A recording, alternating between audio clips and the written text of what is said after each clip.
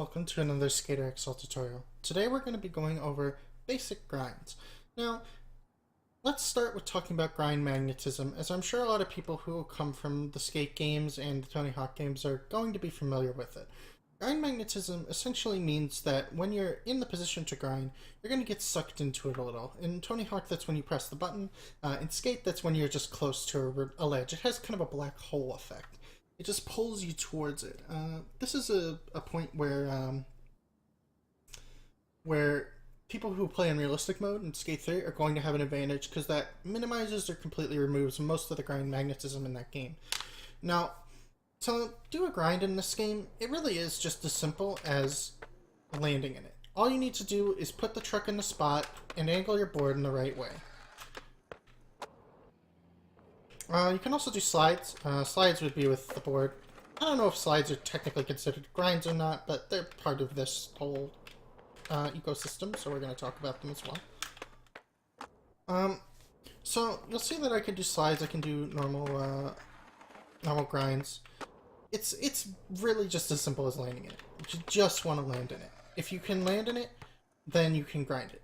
And because of that, your approach is everything. Now, I personally like to adjust my angle as late as possible, because the later it is, the less sensitive it is, if that makes sense. Now, if I turn here, you'll notice that even the slightest turn puts me all the way at the angle for the rail here. But if I turn up here, the same turn will put me at a much better angle. Now, this is good not only because it'll help you grind in general, but it will also help you grind quicker, because you're doing it later and later. The later you can grind, the quicker you can do a grind after another trick, and the more technical and high speed your lines are going to look. It's a very important thing. Next we're going to talk about pop-off direction.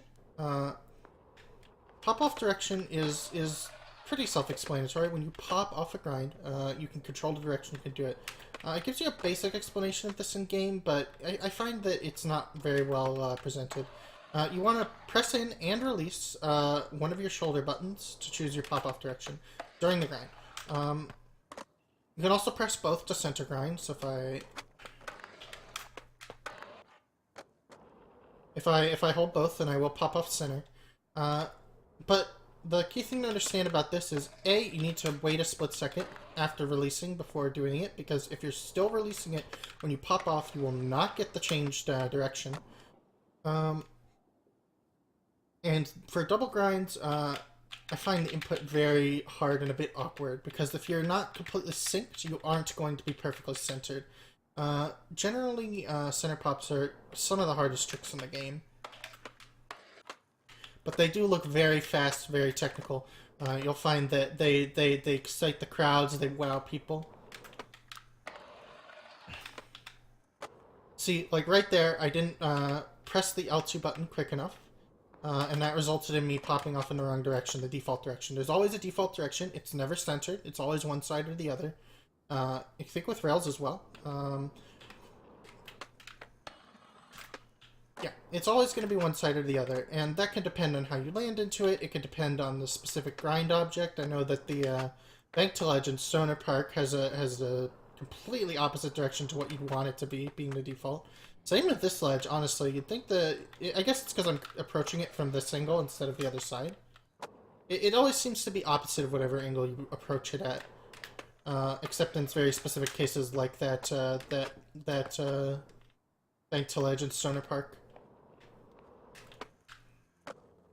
But it's really that easy.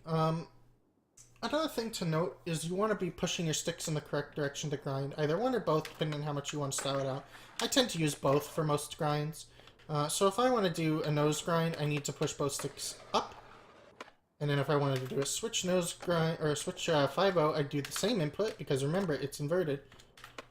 When your feet are inverted.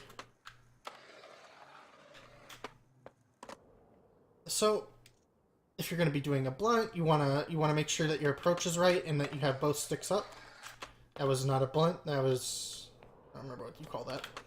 I have a very good head for flip trick memorization, but grinds just escape me for whatever reason.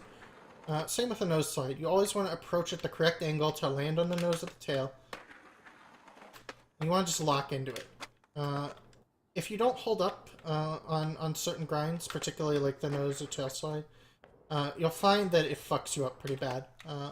If I just try to neutral land a nose slide here, if I can fucking do it. I say way overshooting the turn. You'll find that you slide off because you're angled a bit down, and it looks bad. So you always want to make sure your sticks are in the right position, either one or both of them. It's that simple, folks. Just make sure that you're taking care to always have a good approach. Having a good approach is very, very important.